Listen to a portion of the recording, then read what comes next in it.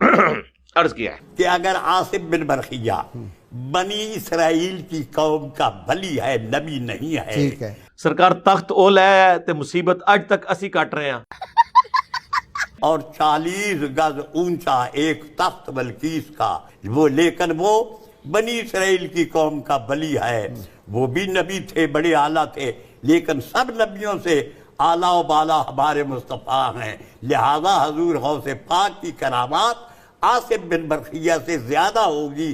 اور جی تخت بلقیس آ گیا تھا، جی آیا تھا، کون نہیں مانتا؟ جو نہ مانے کافر ہے.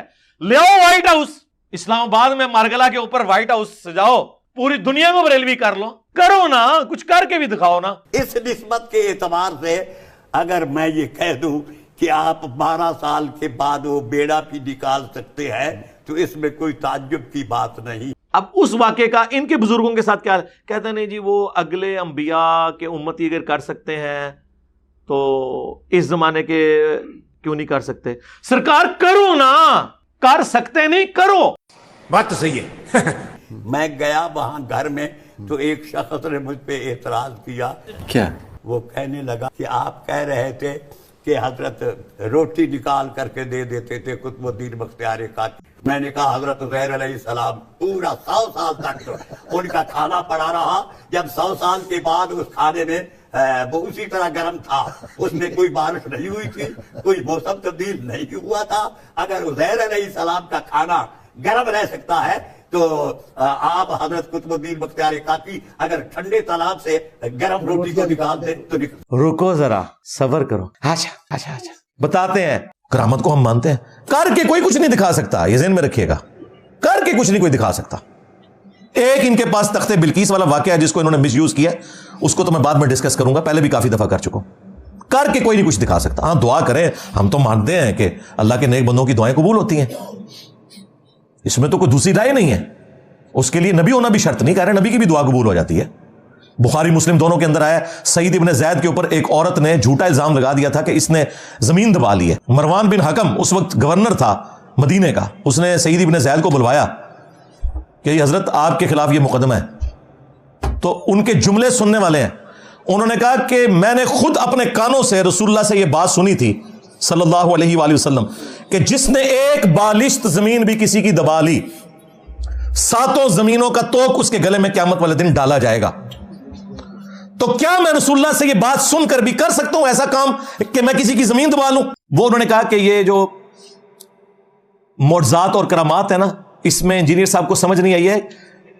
چونکہ فاعل حقیقی اللہ ہے لہذا کچھ بھی ہو سکتا ہے، تو آپ ان کرامات کا مذاق نہ اڑایا کریں.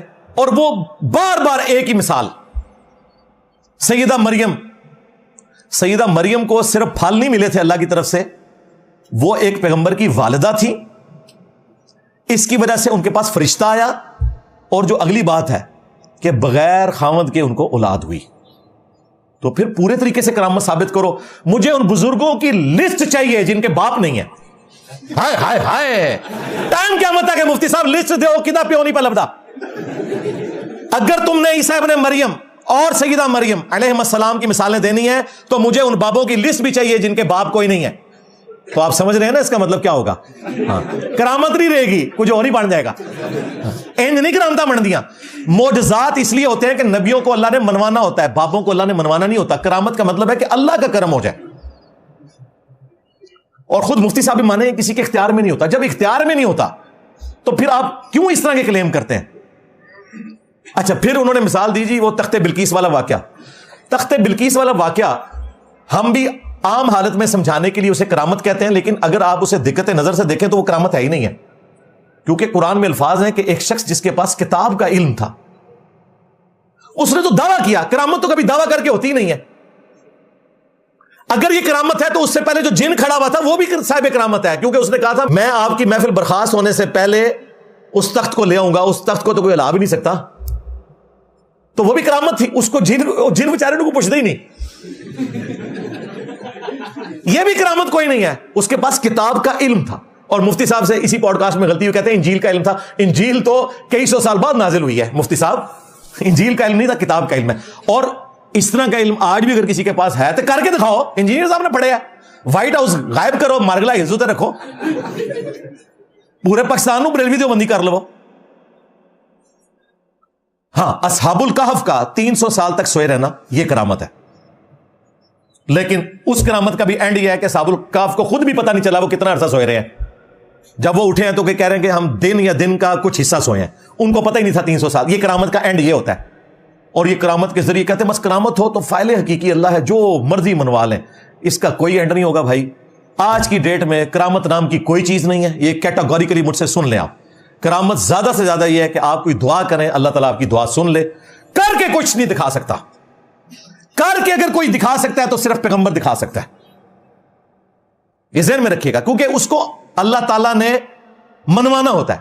یا پیغمبر کی موجودگی میں اگر کوئی معجزہ ہو کسی صحابی کے ساتھ, جس طرح سلمان علیہ السلام کے درباری کے ساتھ ہوا, یا نبی السلام کی وارث زندگی میں اور صحابہ کے ساتھ بھی کئی معجزات ہوئے ہیں, صحیح بخاری میں رپورٹ ہوئے ہیں, مسلم میں رپورٹ ہوئے ہیں, وہ نبی کا معجزہ ہوتا ہے. نبی کے دنیا سے جانے کے بعد کرامت والا معاملہ ہے, اور وہ زیادہ سے زیادہ یہ ہے کہ آپ دعا کریں اور دعا قبول ہو جائے. کر کے کوئی کچھ نہیں دکھا سکتا.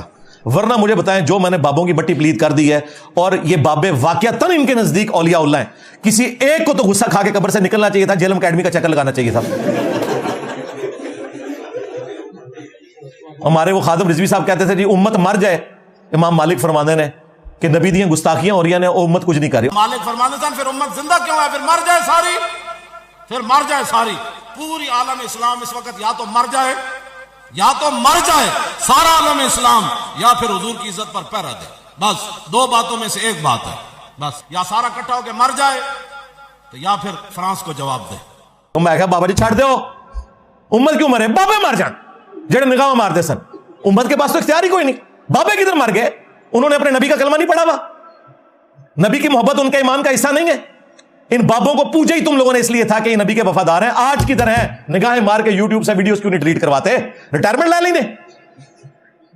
بابے مر جان, امت کیوں مرے, تیرے بابے مر جان بابیا, امت مر جائے. کہانی کراتا رہا پوری زندگی, لوگ بھی جناب معصوم آ رہے ہیں واقعی جی, اور بابے کے دربار پہ جی 1000 سال تو بابا پال رہا ہے. اسی بابے نو پوچھنا کہ کدھر ہے بھائی, ڈیلیٹ کروا ویڈیوز, کہانیاں بنائی ہوئی ہیں. اس طرح کچھ نہیں ہوتا بھائی. کرامت نام کی کوئی چیز اس طرح کی نہیں کہ کوئی کر کے بتا سکے. پرانی امتوں کی مثالیں دینا بالکل غلط بات ہے, وہ معاملہ ہی الگ تھا. ختم نبوت کے بعد یہ چیزیں اس طریقے سے بین ہے. ہاں دعا ہو سکتی ہے, وہ قبول ہو, وہ کئی دعائیں ہیں جو قبول ہوئی ہیں, اللہ کا شکر ہے. ہر بندے کے ساتھ اس طرح کے ایکسپیرینسز ہو جاتے ہیں, لیکن کوئی کر کے نہیں دکھا سکتا کہ میں یہ کرنے لگا ہوں تو ان کر لو, ورنہ یہ کچھ کر کے دکھا دیتے نا. سارے فیل ہو گئے ہیں, ذلیل ہو رہے ہیں ان کے فرقے, ان کے بزرگوں کی تعلیمات کی میمز بن رہی ہیں, کوئی کچھ نہیں کر سک رہا, تماشا لگایا ہوا انہوں نے. اور پھر کہتے ہیں نہیں کرامت وہی ہوتی ہے جو خلاف عقل ہو. بالکل ایسا ہی ہے, خلاف شرع تو نہیں ہو سکتی نا.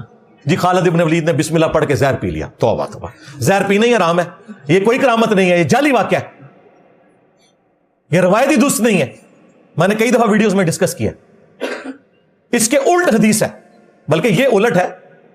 حدیث یہ ہے بخاری مسلم میں کہ جس شخص نے دنیا میں زہر پیا اور وہ مر گیا تو جہنم میں اس پہ آگ کا عذاب تو ہوگا, ساتھ یہ بھی ہوگا کہ بار بار زہر پیے گا, اسی طریقے سے منہ سے جھاگ چھوٹے گی, پھر مرے گا, پھر زندہ کیا جائے گا. جس نے دنیا میں چھرا مار کے اپنے پیٹ میں خودکشی کی, دوزخ میں ایک چھرا اس کے ہاتھ میں دے دیا جائے گا, وہ بار بار اپنے آپ کو قتل کرے گا, پھر مرے گا, پھر زندہ ہوگا, پھر قتل کرے گا. جس نے پہاڑ سے گرا کر اپنے آپ کو خودکشی کی بلندی سے, یا ہمارے وہ پیر بگوڑے شاہ کی طرح مینار پاکستان سے کود کے خودکشی کی اس نے, تو اسے بار بار پھر مینار پاکستان سے پھینکا جائے گا. اس پہ امام بخاری نے باب باندھا ہے کہ زہر پینا حرام ہے, جو کام کرنا ہی حرام ہے, وہ کرامت کہاں سے بن گئی. یہ کرامت بنا کے پیش کرتے ہیں. اور چھڑ دو زہر نو, لیاؤ بابا ساکٹ میں 2 انگلیاں دے میرے سامنے, لگ پتہ جائے گا, ساری بزرگی نکل جائے گی.